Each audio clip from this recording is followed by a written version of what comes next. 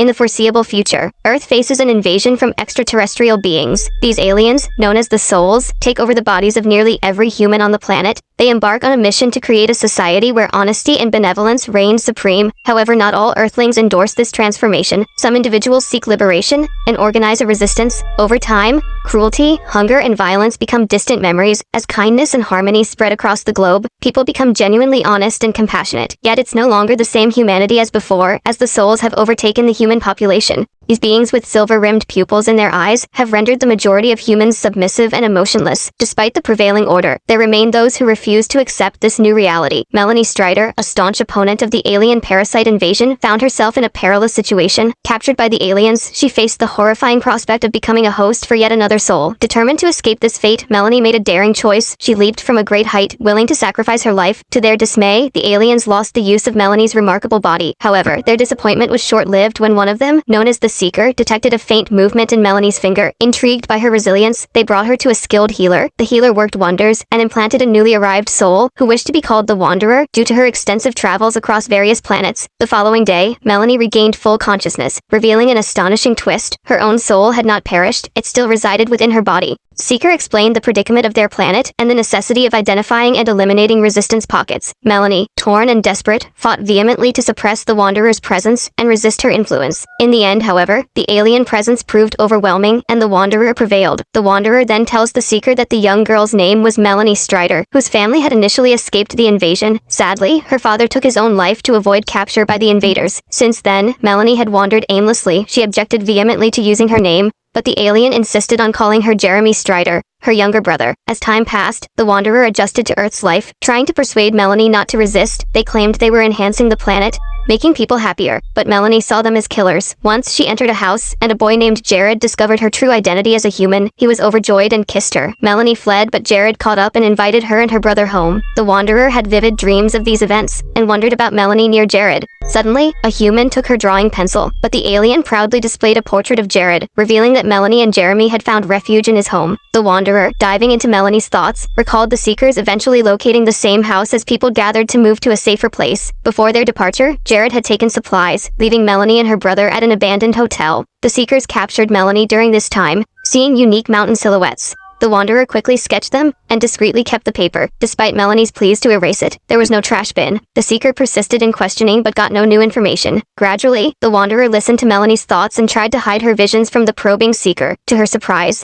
the Seeker mentioned spotting Jared and closing in on him. Melanie attacked the alien in an attempt to overpower her, but the Seeker quickly immobilized her with special gas. Melanie learned her soul would be transferred to a more compliant body the next day, with the Seeker taking her place. The Wanderer tried to find her healer's location, but was told he had been moved. With determination, Melanie took charge and gave instructions. Seizing a moment of distraction, the Wanderer slipped away from the clinic. She approached a passing man and kindly requested to borrow his car, to which he willingly obliged. The aliens, being incapable of deceit, were always ready to assist each other. The alien had intentions of reaching her healer's new location, but Melanie guided her along a different path. Meanwhile, the Seeker scoured her room and stumbled upon the crumpled paper. Once again, the Wanderer bore witness to Melanie's memories of Jared, feeling a deep sense of sorrow. Suddenly, she recognized a familiar mountain range and came to the realization that Melanie had intentionally led her astray. This revelation left her incensed, as she had tried to help, but humans didn't always follow logical patterns. The Wanderer attempted to turn the car around, but Melanie vehemently opposed the idea. The car lost control and swerved off the road. Melanie stepped out onto the street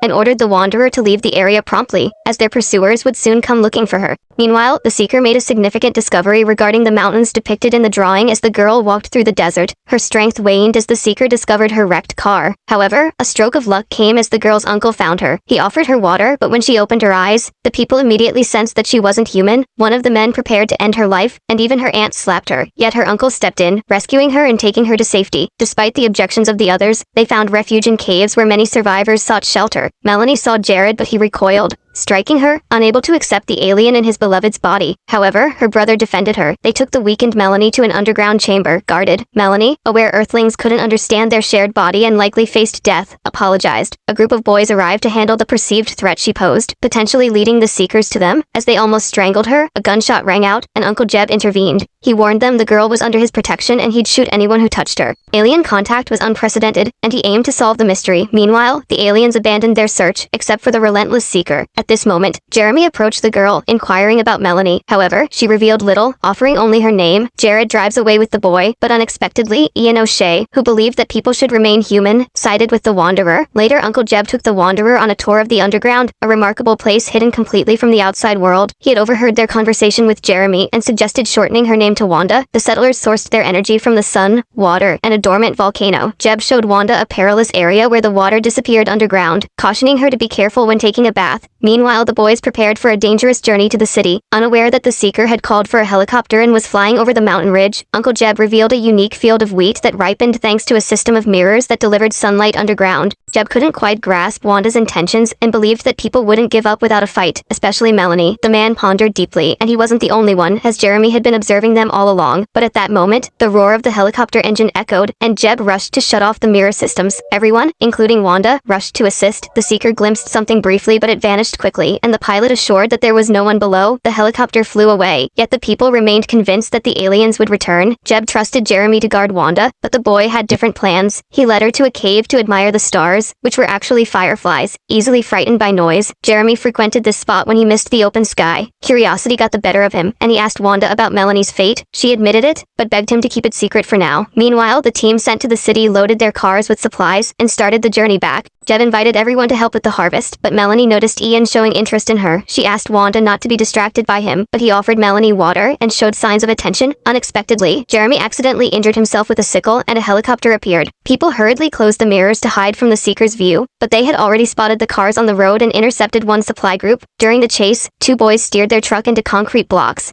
causing a crash. The other vehicles pressed on, but also attracted the Seeker's attention. Meanwhile, Wanda shared insights with the humans about interstellar travel, trying to convince them that aliens brought goodness and peace to planets, emphasizing harmony. On the road, the Seeker's car caught up with Jared's truck, and the boys began firing while strategically positioning the truck. This caused the pursuing car to crash into it. In the collision, the Seeker inadvertently took the life of another soul, leading the rest of them to halt their search. Meanwhile, Wanda revealed a surprising fact. She was over 1,000 years old. Despite having traveled to many places, she found Earth to be the most beautiful. However, the returning boys once again attempted to harm the alien. Jeremy let slip that Melanie was still inside and could feel everything. Jeb expressed his belief in this too, and Jared left. Ian, on the other hand, offered Wanda a place to stay in his room under the condition that he would protect her. He professed his faith in her, and she admitted that coexisting in the same body had its challenges. That night, Jared dreamt of Melanie and went to Ian's room, desperately wanting to believe that Melanie was still there. Wanda was afraid to admit it, but when he kissed her and she slapped him, he became convinced that Melanie was indeed still present. Later, the girl escaped to the underground river, where Kyle found her and attempted to kill the detested alien. In a moment of desperation, Wanda pushed him into the water but grabbed his hand at the last instant and called for help. They received assistance, and although she didn't confess to what had truly happened, Jeb understood it and ordered Kyle not even to look in her direction. Subsequently,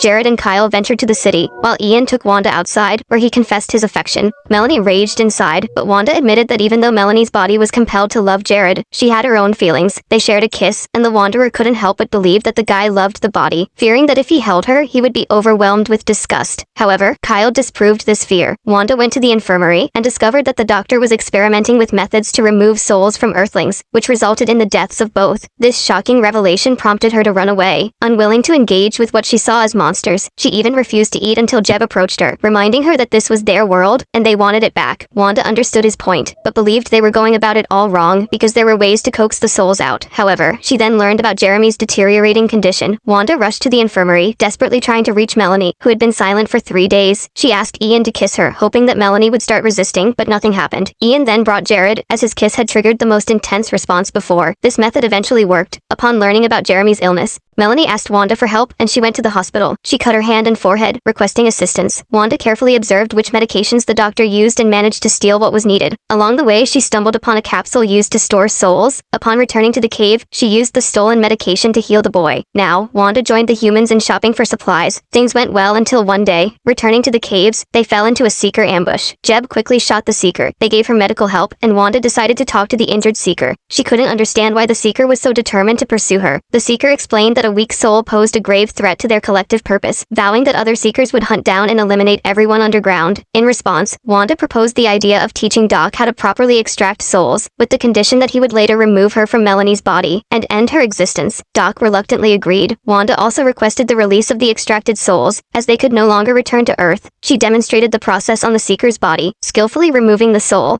During this moment, she asked Ian to hold her, admiring the otherworldly entity she held in her hand. As the woman on the table regained consciousness, tears welled up in her eyes, and she revealed her name to be Lacey. For years, she had been trying to convey to those around her that her human soul was still alive and had been battling against the invader. This was why she had been so reluctant to release Melanie. Wanda chose to send the extracted soul to the farthest planet, and then shared her intentions with the people. She wished to depart permanently because she had grown to love everyone around her, and now understood just how much they needed Melanie. Ian bared his heart, confessing his love to Wanda. She playfully teased that Melanie had left just so she could kiss him goodbye. Later she opened up to Doc, expressing her weariness from the many lives she had lived. Leaving everyone behind was too painful. She confessed her love for Melanie, referring to her as a sister. Melanie, in return, called her the purest soul in the entire universe. Time passed, and one day, Wanda heard her name. She opened her eyes to find familiar faces around her, including Melanie. It turned out that humans had learned how to extract souls, but sometimes human bodies didn't come back to life. They had placed her soul into such a body, saving it from physical death. Now, with her own body, Wanda could be with Ian, while Melanie reunited with Jared. Several months later, Wanda, Melanie, Ian, and Jared were taken captive. Just when it seemed like there was no way out, they realized they were detained by humans, including a Seeker, who, like Wanda, had joined the human side.